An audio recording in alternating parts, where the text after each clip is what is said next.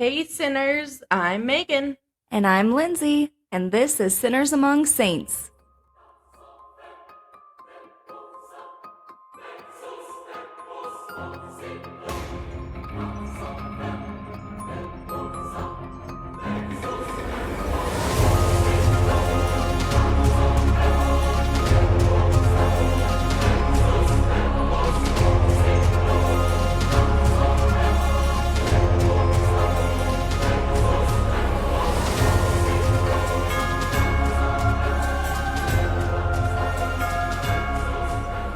Hello. Hey, guys. Welcome back. Welcome back. I just wanted to sing Welcome Back, Cotter. Did you ever watch that? It's really Welcome back. Yeah. Oh, that was great. All That right. was great. All right, so we're back for another week. We can officially say we have hundreds of listeners now. Oh, yeah. Which is very exciting. Yeah. So thank you to everyone who's been tuning in. For sure. Thank you so much. And I hope you guys have seen like an improvement with every episode. So Yeah, we really are. It's more my microphone, and we can't figure out why. We've tried to have, I don't know, we've tried a million things, but we're still trying to tweak things out with the sound. So yeah. please feel free to give us some feedback, message us, or whatever. Yeah. So that we know if it's getting better or if we need to continue to work on things. Yeah. You should see like we literally are in like a padded room. So hopefully it's better. Yeah, like I feel like I should be in a straitjacket because we're in like a padded cave, but it's literally all black foam. Yeah. And so it's like a padded cave. Yeah. It really is. It really is. But it's all for you. It's all for you, Damien. Okay. So, I don't think we really have a lot to talk about. Yeah, I don't think we really have a lot of news. No. So, pretty normal, crazy week. So, yeah. nothing exciting. Yeah. So we can kind of jump into this case. I think a lot of people know about this case in Utah. And actually throughout the whole country, really. Probably, yeah. That was a pretty big news story. I was planning on doing a different case this week, but I found out from a relative of the person I was going to present on that the guy who committed the crime was trying to appeal his case, saying he didn't get a fair trial. And so I didn't want to do anything to really mess that up, so I decided to switch last minute. And this is a case that I've been researching for a while, so I felt pretty comfortable about this one. But it was definitely like a last minute switch, which was a little stressful, but I think in the long run it'll be better. So most moms or parents in general like really can't imagine losing a child. Like it seems like the absolute worst thing a parent could ever conceive of to happen. But unfortunately with our next case, that's not how it goes for Megan Huntsman. So Megan Huntsman was born on February 26th, 1975 in Pleasant Grove, Utah. And she grew up in a very, very active LDS home. She was the oldest of 3 children. She had 2 younger sisters. Okay. And her parents had a good marriage by all accounts. Everything I could find says there was never like a report or a concern of child abuse or neglect or anything like that. And Megan's mom said that she was reserved and kept to herself. But I'd say that's like the understatement of the year. Like if you look into this case, she's absolutely a total introvert. And almost to the point where you think there had to have been some mental issues. Okay. Very early on in her life. Like she literally wouldn't talk to friends or family about anything that was going on in her life, which plays a role in kind of the crimes that she commits. So it'll make sense why we're explaining that up front. But she was just insanely private. So she attended Pleasant Grove High School, and she met and fell in love with a man named Darren West, who was 3 years older than her.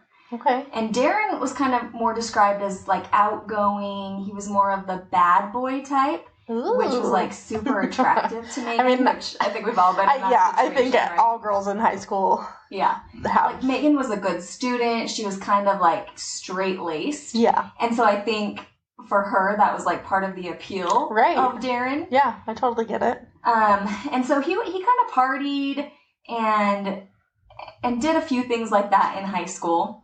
And the two married in April of 1993, and that was literally like right after she graduated high school. So she was only 18 years old. Okay. Which, to a lot of people, not in Utah, that might sound like insane. Like, who gets married at 18? But honestly, in Utah, that's like a common practice. Oh, like that's super normal. That's not alarming to any of us. No. Now, a lot of people, feel like if you hit mid-20s, you almost feel like an old maid in Utah if you're not married or like something is wrong with you. Yeah, I had my first kid at 20. I was almost 27, and I remember like telling my doctor, like, I'm so old to be having a kid. And he was like, you are not old. And I'm like, I have friends that have like, almost 10-year-old kids now, and I'm just having my first. Yeah. So yeah, like in Utah, it's just a lot of people get married at 18, 19 and start having kids like right away. So yeah. And I remember when I lived in Texas for a couple of years, it was so weird to me that there were so many unmarried 20-year-olds. Like, wait, you're like, you're gonna die soon. This is what really happens in like other parts of the country. Yeah, and everyone was like, wait, that's not normal in Utah. I'm like, no, it is not. Like, how are you supposed to have 9 or 12 children if you wait until you're 30 to start? Right. So just those of you not in Utah, that is not an abnormal thing. No. But a lot of people are like, man, if she got married at 18, this must be some sort of shotgun wedding. Something was going on, right? Well, actually, she is pregnant. Okay. At the time of their wedding. Okay. But literally nobody knew except for Megan. So she never told Darren this before they got married. So that's like not the reason that they got married, like a typical shotgun wedding. Right. So not too long after they got married, Megan gives birth to a daughter. And she told Darren literally like a week or two before she gave birth. So this is how private she is. She didn't even tell her husband now that she was having a baby until she was literally about to having give birth. A baby. How did he not notice? Yeah, so that's the big question in this case. But she was always, like, even in high school, so she's very, very, very petite. And I think when you're petite, it goes one of two ways. You either balloon out really quickly. Yeah. Or, look like you swallowed a basketball. Yeah. Or you don't show very much. Yeah, I mean, I have watched, I didn't know I was pregnant. Yeah. And there's, like, pictures of those girls, like, in bikinis, like, 7-8 months pregnant, and they don't have a belly, which is mind-boggling to me. Right. So that's kind of how Megan was. And she always wore super baggy clothes, like, even in high school. Yeah. So even when she's not pregnant, that's, like, kind of her norm. Yeah. So I guess he just didn't notice. And he was doing, he wasn't heavy into drugs at this point, but he was doing some drugs. Okay. So he just didn't notice. And maybe if she got like a belly, if it was just like a little tiny one, he just thought like, well, she's... Yeah, like maybe some happy fat because we just got married or whatever. But weird. It's like literally very soon after they get married that she gives birth. And for most people, when you think of like your first childbirth, you almost think of like the movies where you're like, oh shit, there goes my water, grab your bag, you and your husband rush out the door, get to the hospital, and it's like this experience, right? Right. Well, that is absolutely not the case for Megan. She decided to give birth at home by herself and never went to a hospital. But she told her husband before she was giving birth, right? Yes, she did, like a couple weeks before. But this doesn't mean, like, it's not like a normal home birth. Like, a lot of people have home births nowadays, right? That is not, like, she doesn't have a midwife. She's had no prenatal care. And her husband wasn't there? Her husband wasn't there. Where was he? I think he was at work.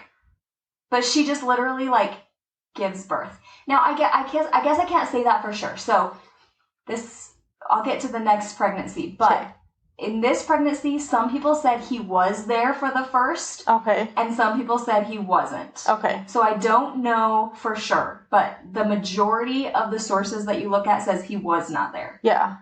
So for me, it's like no prenatal care And when you give birth to your first kid, me and you were pretty lucky, like our labors weren't bad, our deliveries weren't bad, but usually that's a whole big process. Yeah. Right? And a lot of times, like with your first kid, you tear down there or things just happen. Right. And childbirth in general is just so dangerous. Yeah. And so to do this by yourself at 18. Yeah.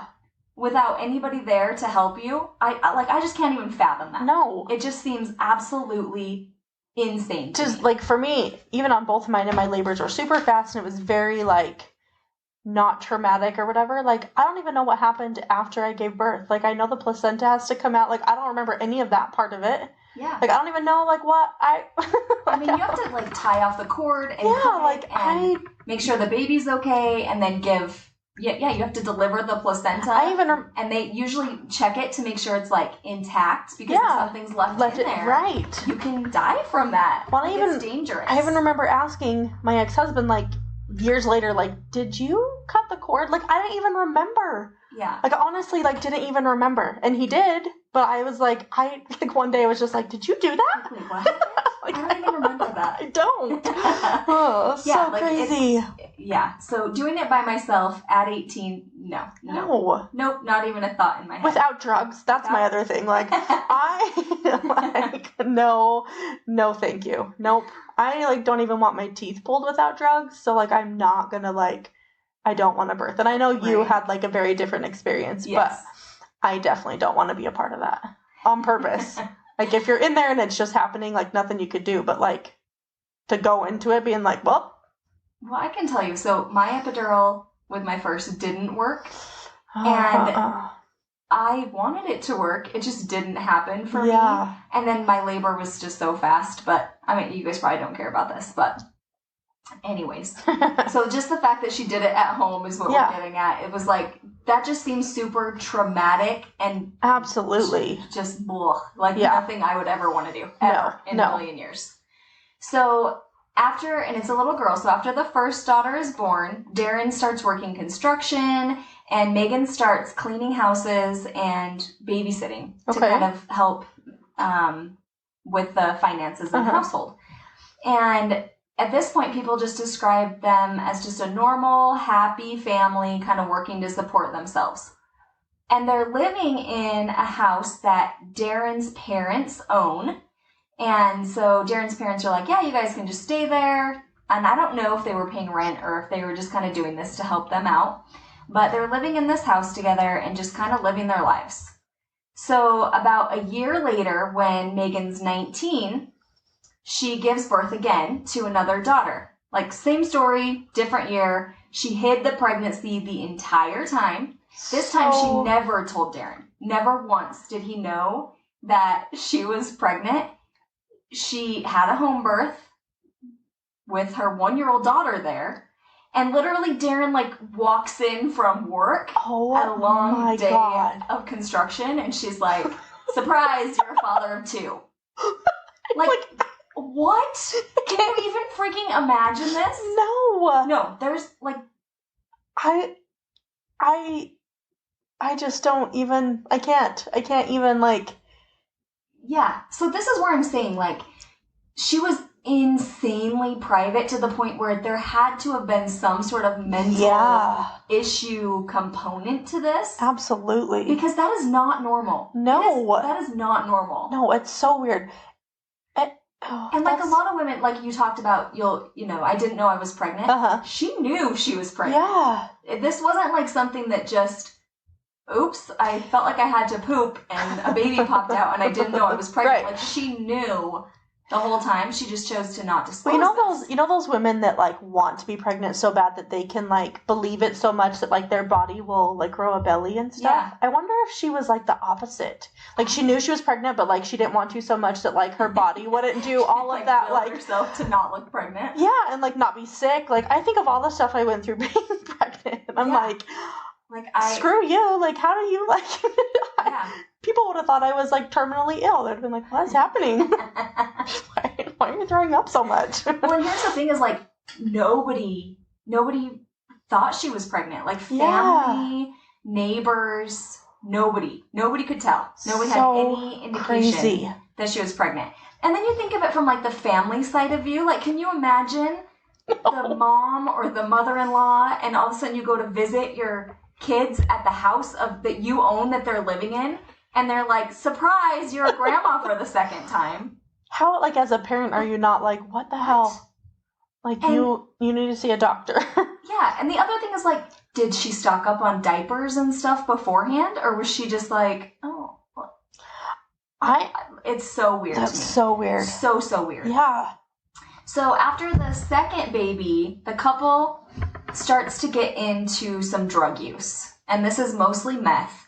And Darren is the one that kind of starts this, and then he starts bringing it home to Megan.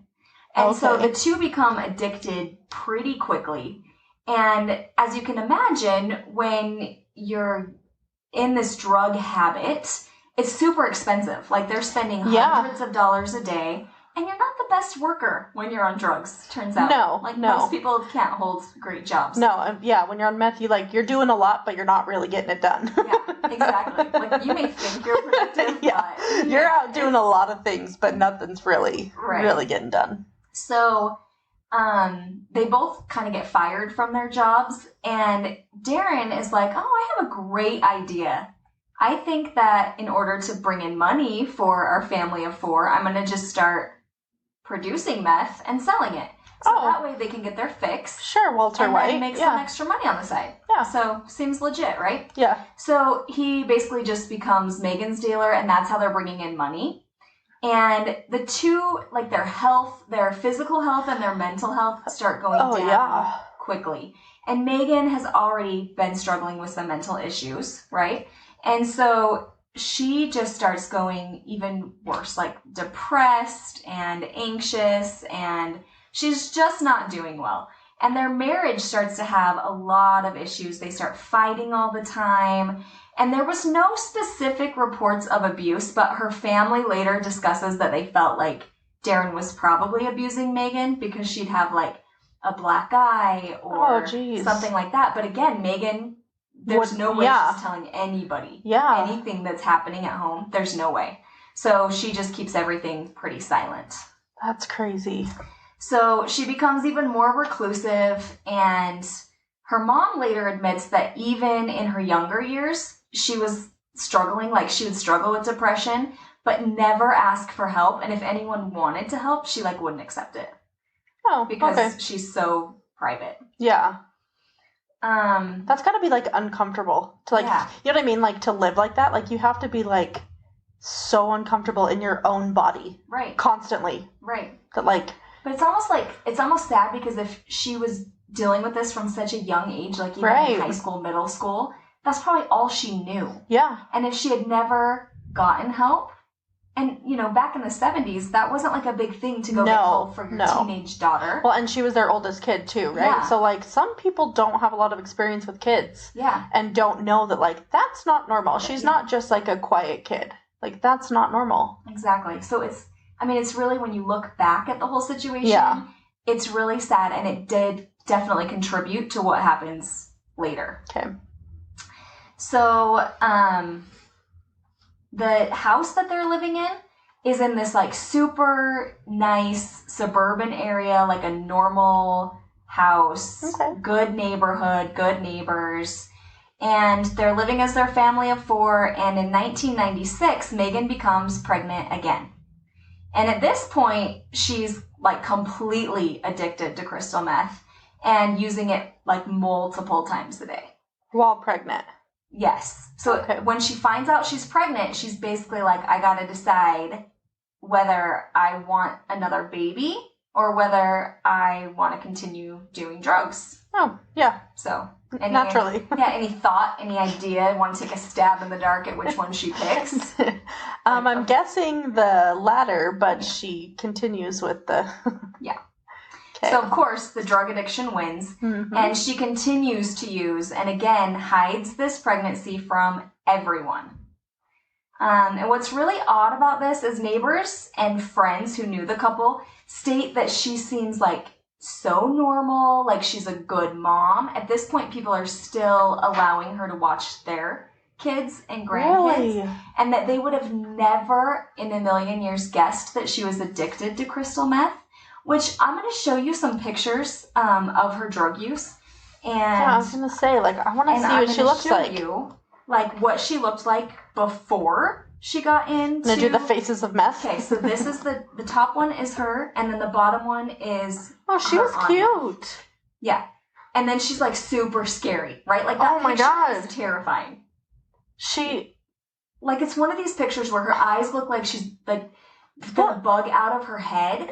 And she almost looks like she's trying not to... yeah, she's really aged. She almost looks like she's, like, holding in a fart or something. Like, her brow's all furrowed and her eyes are all, like, wow, she looks... And she was really cute. Yeah, she was super, super pretty. Yeah. So it's just, like, so odd to me that nobody caught on. Like, yeah. I feel like if I saw that change in somebody, and we'll post these on our Facebook and Insta for you guys to look at. But if I saw that, I'd be like, they're on drugs. Yeah, what is happening? How do you not realize that? Right. Okay.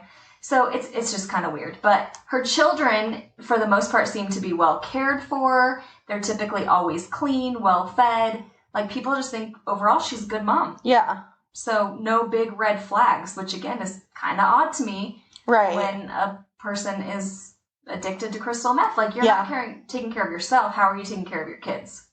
Right. But even later, like, the kids say she was a good mom. So very odd. I guess she can compartmentalize or something. Yeah. But anyway, so later that year in 1996, she gives birth again by herself. And when the baby comes out, she knows she can't afford to have the baby. She can't care for this child. She's done drugs the entire pregnancy. Oh, no. So at this point, at least in my mind, I'm thinking, okay, safe haven. Like, safe haven law. Utah, and I didn't realize this, but not all states have safe haven. Oh, they don't? No. So Utah is a safe haven state, and that basically means that you can take a baby at any point to a hospital or a fire station, and no questions asked. They will not ask you for any information. Yeah. You just drop that baby off, and they'll get it into either adoption. They'll make sure it's medically cleared and everything's good, and then they get it adopted out, like, immediately. Yeah. Emergent placement. So, is there an age limit on that? I got kids coming to teenage years. Can we still just drop off our teenagers? Well, I don't think so, because then, you know, our system would be overrun. That's probably true. People would freaking do that. Yeah. So, you know, anyways, that's probably what's going through a lot of people's mind is like that and birth control, maybe. Right. I don't know. We'll get to that a little bit, but so she's so paranoid because of the drug use. Yeah, absolutely. That she just decides that a much better option would be to just get rid of the baby. So the baby comes out. She delivers the baby by herself in her bathtub. Okay. And the baby's minutes old, and she says that she holds the baby for a minute, like, looks into its eyes, like that bond you have as a mom. And then she literally takes her thumbs and puts them on the baby's neck and just chokes it until it stops breathing. And then at this point, she even put a hair tie around the baby's neck.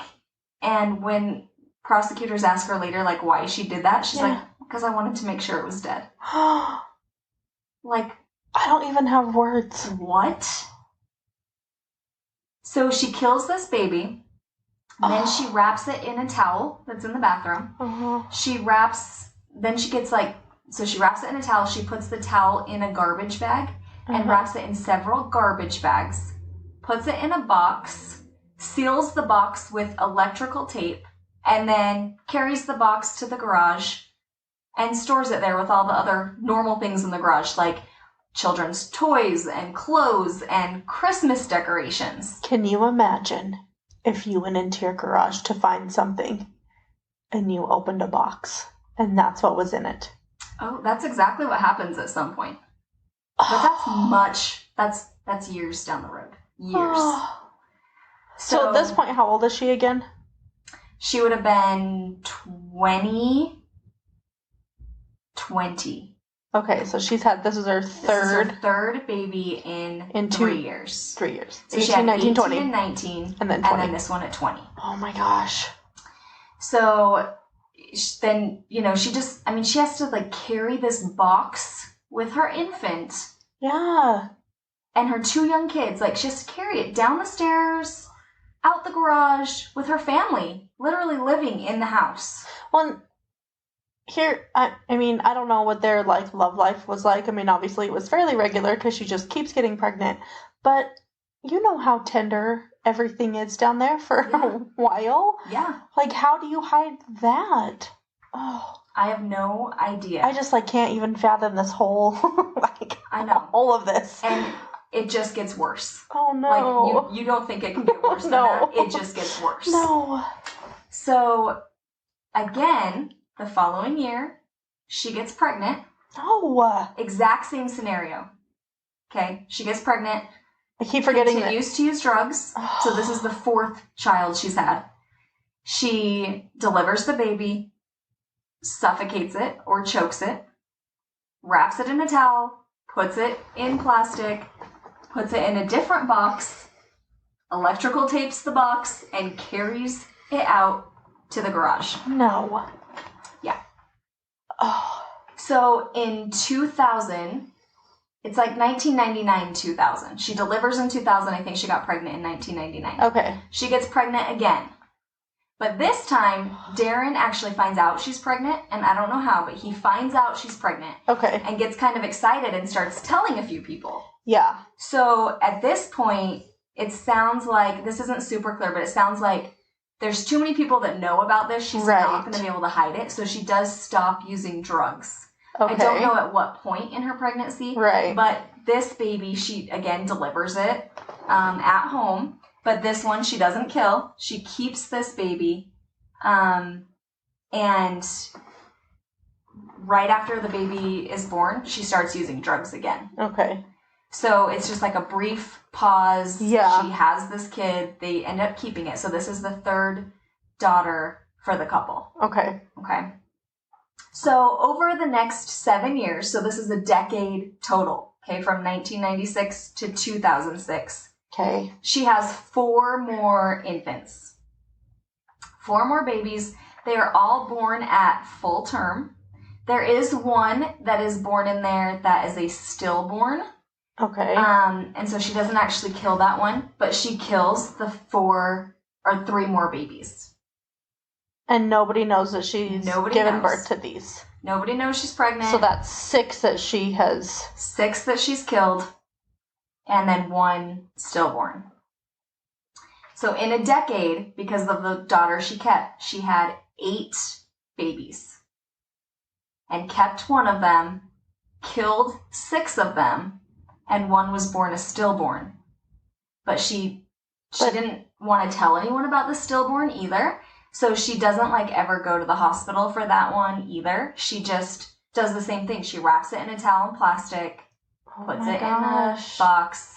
It's like at this point, there's 7 dead babies in your garage. These boxes are stacking up. Right, and as the husband, do you not go why do we all of a sudden have these boxes with electrical tape? Come from? Why do they keep accumulating? A couple of things people are like, yeah, the boxes looked super weird because they had electrical tape. If you look back at the pictures of the garage, which I'll show you, they have a Christmas tree in a big box and it's wrapped in electrical tape. So I don't think that was anything that was super abnormal. I think that's just how they sealed their boxes.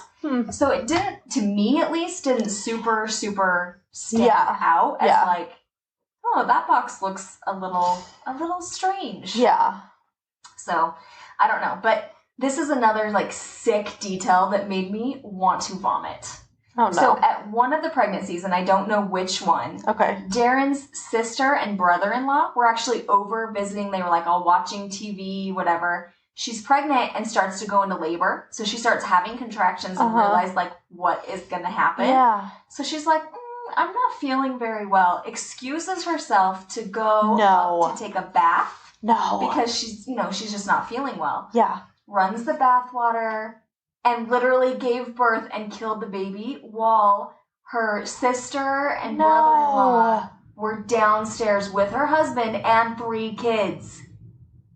So she has to kill the baby, get cleaned up, hide the body, take the body out to the garage, like all while people are just chilling watching TV downstairs. How fast are her labors? I mean, I had fast labors, but they were still like a few hours. Well, I mean, I think at this point, if you think about it, she's had 13 Holy cow. labors that we know about. So at that point, I think you probably sneeze and they fly out. That's true. Like, I think by... That's insane. By that many. Can you imagine, like, if you were one of those people, like, finding that out? Later on, like, being oh my god. What? Oh, that's so crazy. We just thought she was having some bad food allergy or something. Right, Like, it's just... It's absolutely bizarre. So crazy. And then just wait, this next part, I could not freaking believe it. Like, you keep saying that, it gets worse. It's just so, this part's not necessarily worse, it's just super weird. Yeah.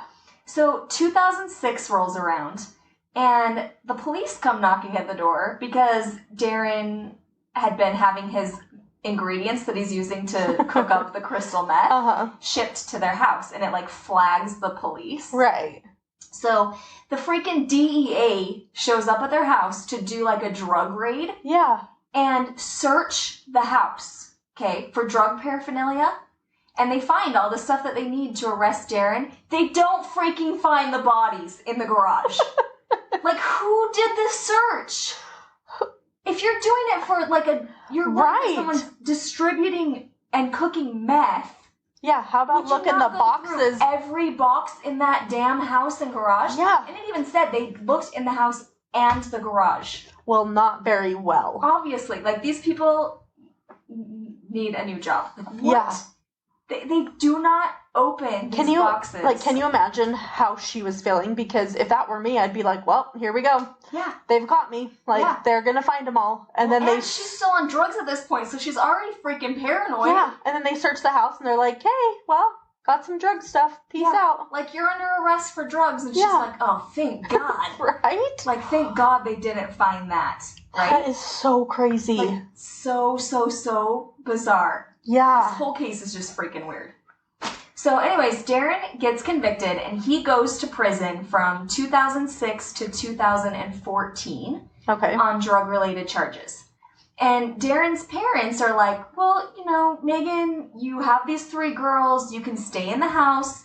You can live here. But we have one rule. Like, you just got to follow one rule. And that rule is that she has to remain faithful to Darren while he serves his time. Oh, okay. So, so she's like, okay, like, that's fine. Whatever. So, you know, she needs a place for her and her kids to stay. Yeah. So she agrees to that term, and with Darren in prison, Megan kind of loses not only her husband and the father of her kids, but her drug supplier. And she can't afford to keep up the addiction. So she actually stops using drugs from this point and becomes clean. Okay. But then she just turns to alcohol and starts drinking super heavily. So she just basically trades one addiction for another, yeah. Yeah. And so still at this point, people are like, she just seems like this great mom. Like, still no red flags for anybody in the neighborhood, anybody in her family, nothing. And in 2011, Darren's parents find out that Megan has not kept her promise and has a new boyfriend and is having an affair with a man named Jimmy Brady. Which, I'm like, isn't that one of the Brady Bunch kids? I don't think so, no. It sounds like it when you read it, like Jimmy Brady. It's their cousin. Yeah, it's the cousin of the Bradys. So they kick her out. They're like, you didn't follow our one rule. Like, you got to get out of the house. Yeah. But don't worry, the kids can stay. So her girls at this point are 18, 17, and 11. Oh, jeez. I didn't realize they were so old. Yeah. 18, 17, and 11.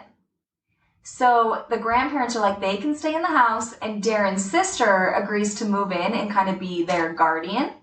Okay. So she moves in and takes care of the girls, which apparently Megan is, like, totally fine with. She's like, fine, peace out, I'll leave, no worries. Yeah. Keep the girls. So she moves in with her mom in West Valley for like a very brief time, and then moves to the trailer park with her new boyfriend, Jimmy.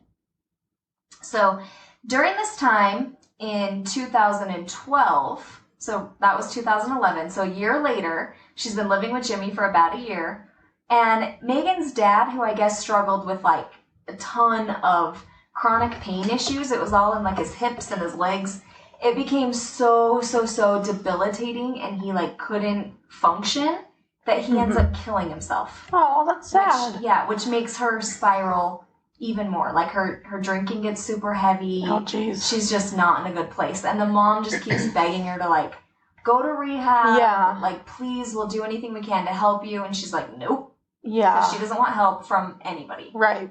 So, the year later, in 2013, so this is 2 years after she moved in with Jimmy, she becomes pregnant again with Jimmy's baby this time. Okay. But this is where it kind of breaks the cycle, and so this makes me wonder if she just felt super safe with Jimmy. Yeah. But like immediately when she finds out she's pregnant, she tells him. Oh. She's like, hey, I'm pregnant. They're both super excited about the pregnancy. Okay. She's going to plan on keeping it. She cuts back on the booze. Like, she's trying to get herself straight. Yeah.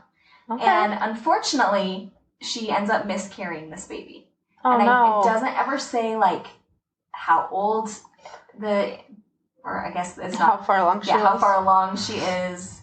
But she miscarries from all reports. Who knows what really happened right. to Megan, right? She may have just changed her mind and done something else, but it sounds like she actually did have a miscarriage. Well, and with that many pregnancies, it's common to have a miscarriage in there because you've had so many pregnancies. And with all of her drug and alcohol use too. So this brings us up to 2014. Okay. When Darren gets released from prison. Okay. So he's living in a halfway house in Salt Lake for a little while, and then he decides to go back, once he's released from there, to go live with his daughters in his parents' house. And they're still married, right? They're still married at this point. Yeah.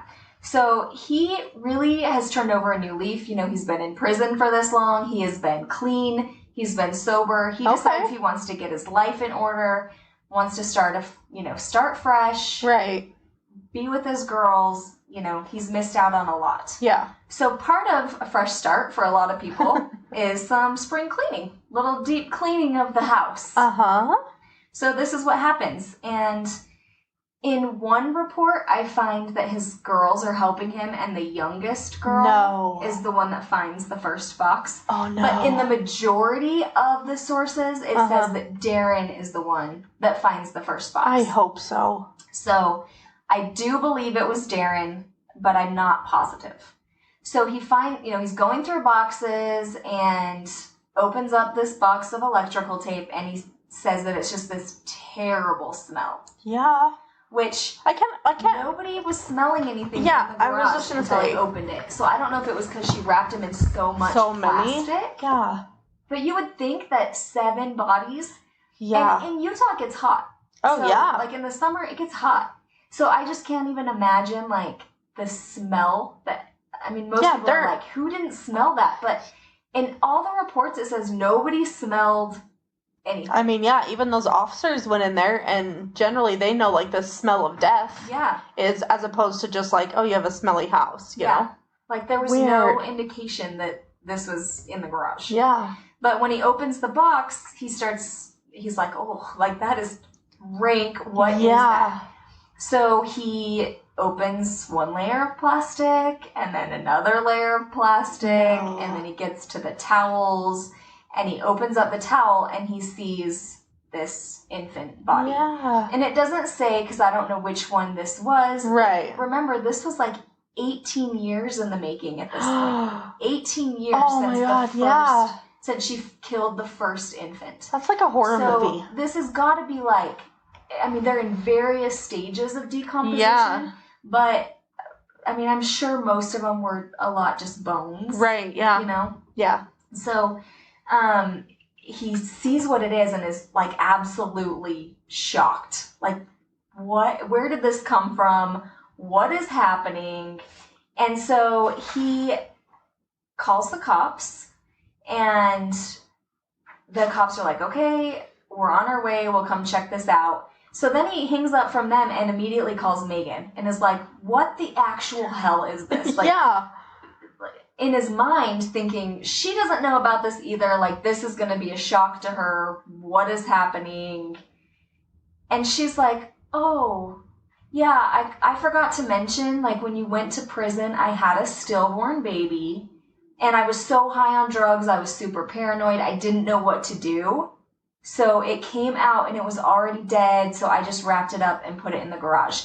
And I kept, like, meaning to, like, get rid of the body all the way. But I just didn't know how. Or, like, I didn't want people to see me. And then I got kicked out of the house. So I just didn't know how to go about it. Yeah. Okay. And he's like, well, just so you know, I called the cops and they're on their way. Yeah. Because he only has the one, right? She only has the one. So at this point, he tells her the cops are coming, and she's like, well, shit. Yeah. So it says that she went to Jimmy. I saw an interview that says that actually she went to one of her neighbors in the trailer park. Okay. And begged for a gun. And said, they found this. They're going to come and arrest me. I need a gun. Because she was going to off herself. Oh my gosh. So luckily nobody gives her a gun. And the police come and they start searching the home. Uh-huh. And they're going through all of the boxes. And we'll post pictures of this because they're pulling out, like, there's shoes and there's kids' toys and the Christmas tree. And they just continue to find these gruesome boxes. So they find 7 total. Oh. And it says that the cops that had to do this, they're just scarred. Because they're I'm sure. What? Yeah. Like, it's bad enough to find one baby in a box? Yeah.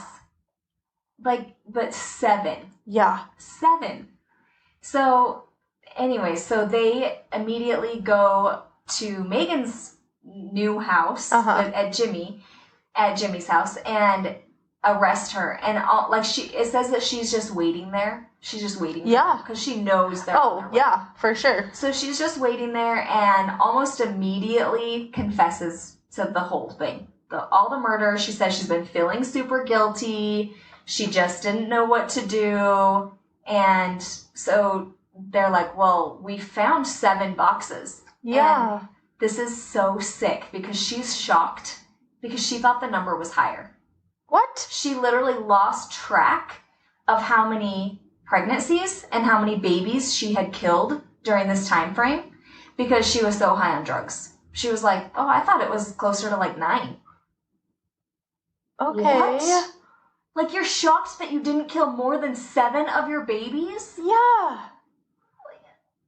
She's like, oh, phew, that was better. Yeah. I thought there was more. Oh, man. Oh, good.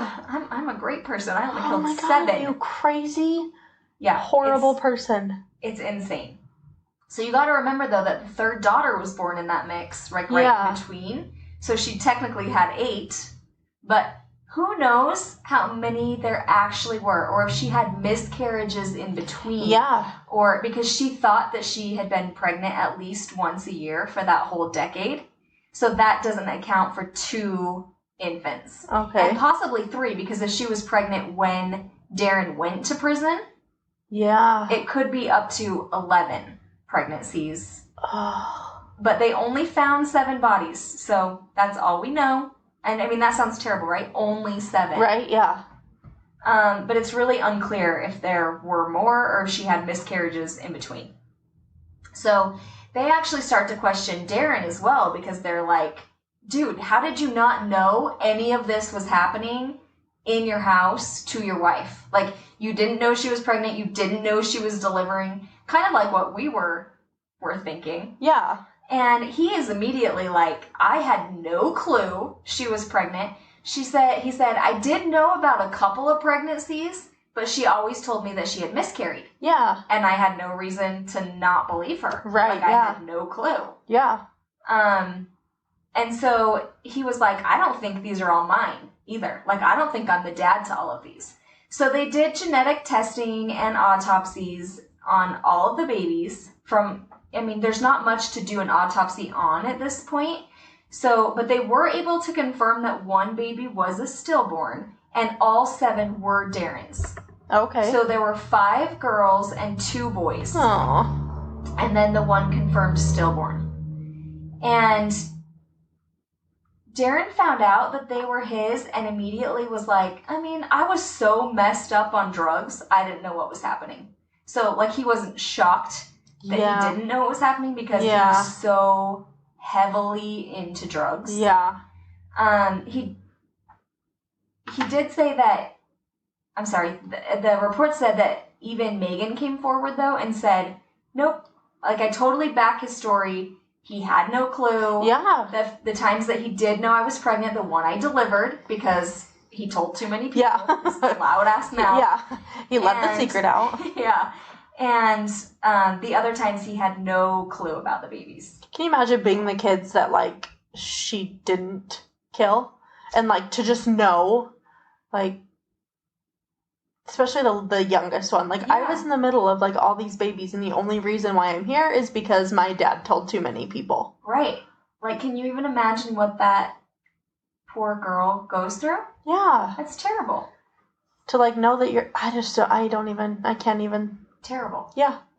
So, they charged her with 6 counts of murder, and she pled guilty to all 6. Like, okay. Not much of a trial. I mean, she was basically like, yep, I did it. This is how I did it. Like, confessed the whole thing.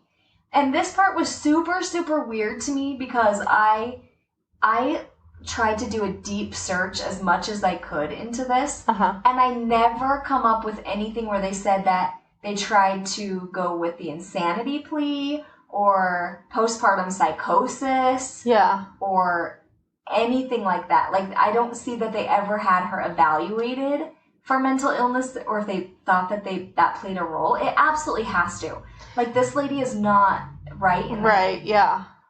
For multiple reasons. But I can't find anything that said what they actually diagnosed her with. Interesting. And I read this article that this psychologist had kind of looked over the case. She had never evaluated or actually met Megan. Uh-huh. But she talks about how infanticide is what it's called, when you kill your infant. And she said a lot of times it's mostly moms. Right. And oftentimes it's either women who didn't know they were pregnant and just like, oops, popped out a kid, don't know what to do, and kill it. Yeah. Or it's someone who goes into actual psychosis. Okay. And snaps and kills the baby. Right. But it's not common for it to happen this many times, like in a row. Yeah. And for it to be so, like, thought out and methodical. Right. But she said if she was struggling with a lot of postpartum depression or psychosis, sometimes you can go into this phase where you almost heal in between the pregnancies, and then it starts up right after delivery. Yeah. So she's like, I can't say that wasn't the reason behind this. Sorry if you just heard that. One of our soundproof panels just fell off the wall, So she said she couldn't, like, definitively say that didn't play a role. Yeah. But it's not typically how it happens. Right. So she didn't necessarily feel like it was, like, a postpartum depression or psychosis. Right. It was just too methodical and thought out. Well, and for every time, like, as someone who has had postpartum, like, I can't imagine that she's had a bajillion pregnancies, that it would, like, happen right after birth and then stop because she gets pregnant so often. Yeah. Because a lot of times postpartum can last a couple of years. Like, I just can't imagine if that was the case, that it would, like, start and stop so quickly in between every pregnancy. Right. But who knows? Because I feel like she didn't have a supportive partner. It's true. Nobody was really watching out for her to say, like, she's not right. There's something going on with her. Yeah. Which in postpartum depression, a lot of times it's the partner that's like, I'm kind of worried about this. Like, this doesn't seem normal. Well, and I know, like, having postpartum, like, I didn't want to tell anybody how I felt. Yeah. You know, like, it was embarrassing. It was, like, a thing where, like, because I didn't want to kill myself or my baby. I just, like, there was a very big disconnect. But I was very embarrassed about it, too. Like, I don't want them to think I'm, like, Andrea Yates and I'm gonna, like, kill my child and, like, have a, like, be like, you can't be alone with your baby. Right. So it's an embarrassing thing, and she was already so private. Yeah. That, like, I can, if that was part of it in some of them or all of them or whatever, that I could see her being, like, too private to, like, even tell anybody. And Yeah. when you have a partner that's just on drugs, they're not paying attention to anybody. Well, and then she's on drugs too, so she's also super Right. paranoid. Like, Right. I mean, she doesn't want to go to prison for drugs. Right. And, you know, a lot of drug addicts, that's what happens is, like, even if it's something small, Yeah. they don't want to go to police or go get help for anything because they think that people are going to be like, arrest them for drugs. Yeah. They're just so paranoid. Yeah. So I think just so much plays a role in Right. all of this. But there's for sure some mental, I mean, even just for being such a private person, there's got to be like some sort of like a mental, you know, illness or something that, that. And the psychologist who looked at her stuff said the same thing and was like, you know, if it were me, I'd want to evaluate her for depression and bipolar and learning disabilities. Yeah. And see, like, where she was at. Like, was she on the spectrum? Like, there was a lot of stuff that could have played a role in this. Yeah. And I just don't think she was ever really evaluated in her younger years. But then even, too, just, like, you know, at least me, I think a lot of people nowadays, because it's more open, like, you know someone on the spectrum, you know someone with bipolar, you know someone with depression. That doesn't make them killers. Right. You know what I mean? Like, it's one thing, like, yes, mental illness can play a part in, like, how you act, but to, like, go that far into, I just think, like, there's another level of just evil human behind that, too, to, like, be able to do that time and time again. It's not like it happened once, and she was like, oh, no, and hit it and then never did it again. It was like she just continued to do it. Right. And then a lot of people, you know, were like get birth control. Right, yeah. Like, why not get an IUD in that lasts 7 years? Yeah. And, you know, call it good. Yeah. But you got to remember, neither of them had jobs. Neither of them had insurance. Neither of them, I mean, she doesn't ask for help. Yeah. In general. I mean, if she's as private as she is, she probably doesn't even ever go to the doctor, really. No. I mean, she doesn't even go to the doctor after she gives birth. Or right, yeah. Go to the hospital to give birth. She literally does that shit by herself, which is insane. And it's insane to me that she had so many pregnancies and deliveries with no complications. Right, like, yeah. That's true. Insane. And, like, no multiple births, too, because that's really common when you have a lot of pregnancies is that, like, you know, eventually in there some, you know, you'll get, like, a multiple birth. And that, you know, if that would have happened, that could have very, very likely caused complications. And, you know, that's just crazy. It's just, I mean, and no prenatal care. Yeah. I mean, it's just bananas to me. Like, this whole case just makes no sense. No. And how the babies were all born full term because they were able to confirm that with the autopsies that they were full term infants. So they couldn't determine if there was a lot of birth defects with the babies because they were just too decomposed. Right. So it would have had to have been a birth defect that involved bone. And so they said that they couldn't determine that part of it from the drug use.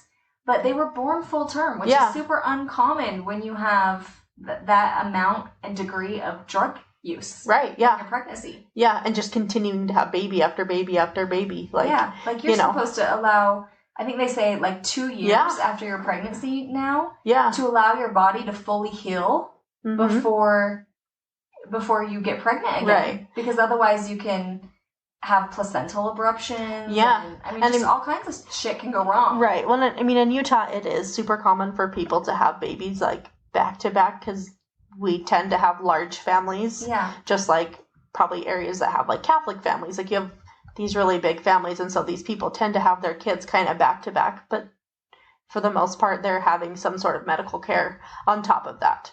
Right. You know, even if it's just a midwife, they do their at-home birth, but they have some sort of medical professional there, like, helping them be healthy and make sure the baby's okay. Yeah. So for her to, like, it's almost unfair that she was able to, like, give birth to full-term babies while using, you know, heavy amounts of drugs time and time again when there's people that can't. Yeah. And struggle with that. I had that issue when in both my pregnancies. Yeah. I had to be on bed rest because those kids did not want to stay in. Yeah. And we would have had more kids, but it's just not fair. Yeah. You know? And there's so many kids or people who can't get pregnant. Not kids. I did not mean kids. There are so many kids women. Should not get pregnant. Please don't get pregnant. Kids. No. But there's so many women who can't get pregnant in general or struggle with infertility. And then this lady is just able to pop them out. Like, Yeah. Year after year with no issues. Yeah. Her body was like made to give birth. So it's really sad that the whole situation happened and like the mental issue happened and she wasn't with a great partner at the time. And there's just so many factors that play a role in this. And it's just really sad. So she pleads guilty to all 6 counts of murder and is sentenced to 15 years to life for each count. And the judge gave her the max that he could. And he also made her serve at least 3 terms consecutively. So that means she has to serve at least 45 years. Okay. She is up for parole, but not until 2064. And at that time, she'll be 89 years old. Oh, geez. Even if she, like, lives that long. Yeah. So most people are like, she'll never get out of prison. I was surprised, though, because, you know, if you murder someone, like, who's pregnant, generally it's a capital murder case. Okay, so good thing you bring this up, because literally my next note here is, so you would think it would have been a capital case. Yeah.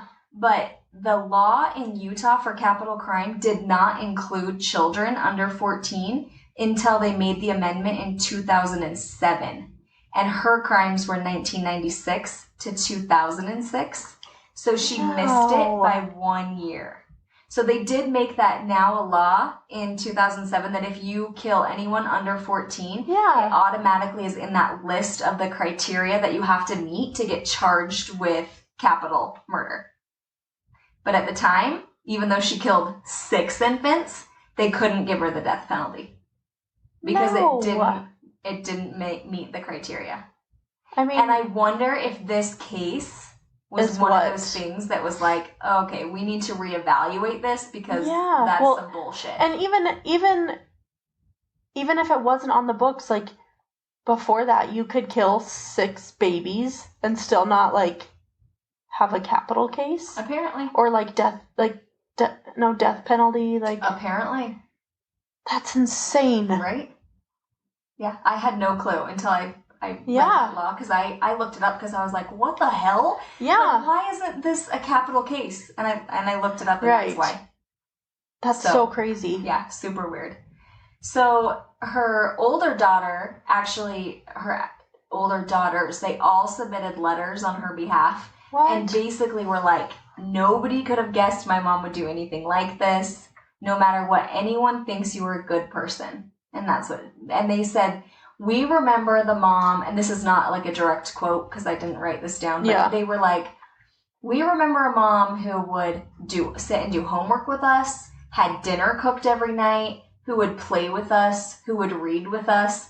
Like, despite all of this drug use, she was a good mom to her kids. That's crazy. Again, I'm like, how?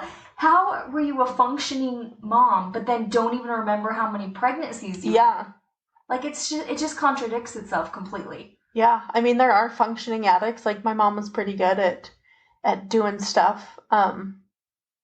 But it's, I don't know. It would have to be such a hard thing to try to, like, process that, like, your mom's a good person and she was a great mom. And, like, you think she was a good mom, but now you know that during all that time she was also like murdering babies left and right.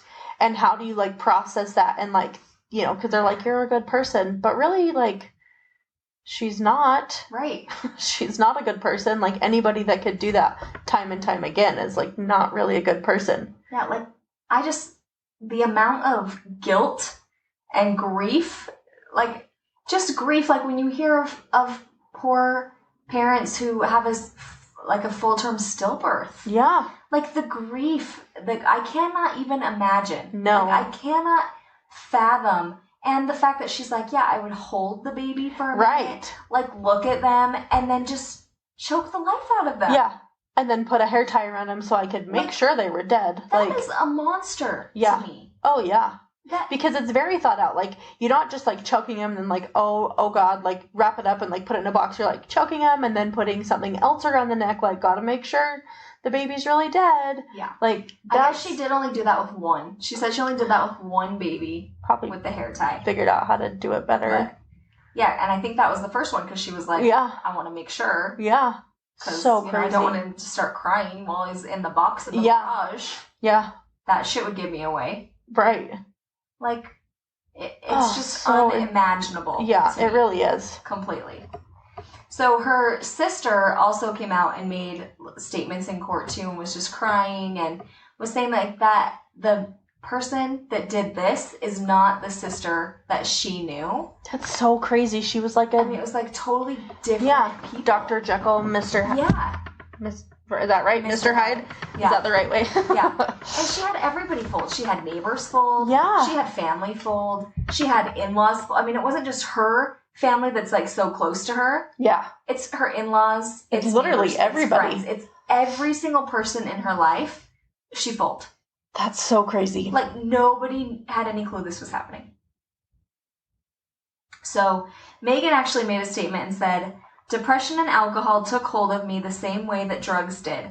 I cannot give it a reasonable answer why I was capable of such a sick and heinous crime. I held my secret for 18 years. And in another statement, she said, "In some small way, I wanted to help them avoid the terrible life I would have given them."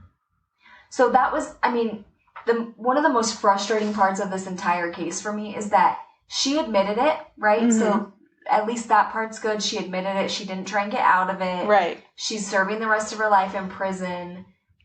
But she never comes out and really gives a motive. Yeah. Or any sort of reason other than that. Like, she won't talk to the press. She didn't make statements other than that. I mean, it was basically like, and that's the only reason she said she did it, was she knew she was into drugs. She knew they couldn't afford kids. Yeah. So she just killed them. I just don't even know. Yeah. Because I even hate, like, when my kids do something, I'm like, why did you do that? I don't know. Like, I don't know is not an answer. Like, I need you to think about it and tell me, like, you can't just be like, I don't know why I did that. Yeah. That's basically what she says. So, obviously, like, her kids are still on her side. Did it say anything about her husband? Whatever. They end up getting divorced. Okay. And he's actually remarried, and I think they have a baby together. Okay. But, yeah, her girls are all thriving. I don't know if they still have any contact with her. Yeah. That would be so hard. But, yeah, I can't even imagine. Well, and to be, like, the child, especially Utah, like, is a fairly small state in, relative terms to, like, other states. And so, like, a lot of people, like, you see this case on TV and you know whose kids those are and you know that, like, who their mother is, and, like, to have that kind of, because some people are real shitty and they it's somehow the kids are bad because their mom was bad. And right. I wonder, like, how that's going for them, because that's terrible. Yeah. Like, it's, like, that's just. But I mean, I think by the time it happened, they were older. They were older. But so, still, like, you go to work. Like, I don't know, like, I tend to be more of an introvert, so I'd be like, you go to work somewhere, like, people are like, oh, yeah. Like, that's your mom? That's crazy. Like, if people find out, it would just, yeah, it would be hard. Well, and I did not say the kids' names just to kind of keep them private, too. Yeah. Because I don't want anyone to be like, exactly like that, like, just go try and find their names. Like, just leave them alone. Right. They've been through so much. Right. And I mean, to them, their mom was a great person. Imagine. Like, to them, like, their mom was a great person. Yeah. So they didn't know that side. Right. It's just like the Green River Killer. And, like, for 30 years, having, like, a wife and kid, and they're like, had no idea. Yeah. No idea. So that's just crazy. That was a good case. Yeah, our first woman. Our first woman. Yeah. That was a good one. Yeah. That was so really good. Crazy, insane case. But I'm glad she's in prison for at least till she's 89. Hopefully she'll never get out. But no. I also hope that she gets some mental health, help. Yeah, you would hope they evaluate her. Yeah, in prison.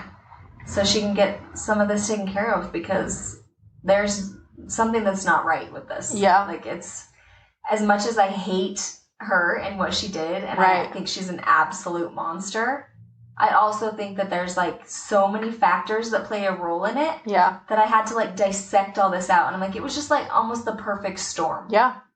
It's insane. Yeah. It's so sad too. Once we post those pictures, you guys will like understand, but she really was cute. Like she was pretty. She looked like you would never, I mean, sometimes you do see like murderers on TV and you're like, yeah, that person's creepy looking. But like you would never think that. She's just like this cute, like young, you know, innocent looking like girl, just like sweet looking. Yeah. And then, I mean, later on she didn't look so much like that, but. No, later on she looks freaking scary. Yeah.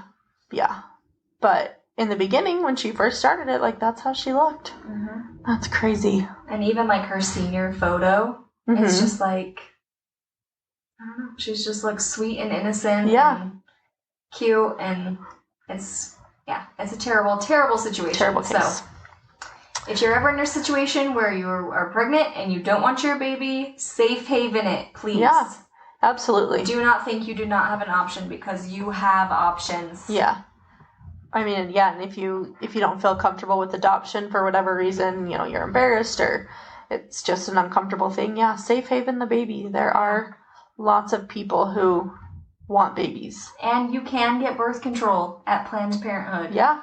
For very inexpensive. Absolutely. It goes on a sliding scale, so figure it out and please don't have all these unwanted, drug-addicted babies. Yeah. I mean, at the end of the day, like, I loved when I had my IUD. I didn't even have to think twice about that, you know. And that was just, I was a married person that just didn't want to have any more kids. But, like, I loved that option. So. And shout out, because Marina's now good for 7 years, people. Oh, yeah. And they're trying to get it approved for 8. So. Yeah. There you go. You should only be 5, right? Mm-hmm. Yeah. Well, so they've expanded it so you do 1 procedure for 7 years. Yeah, that's amazing. Yeah. Amazing.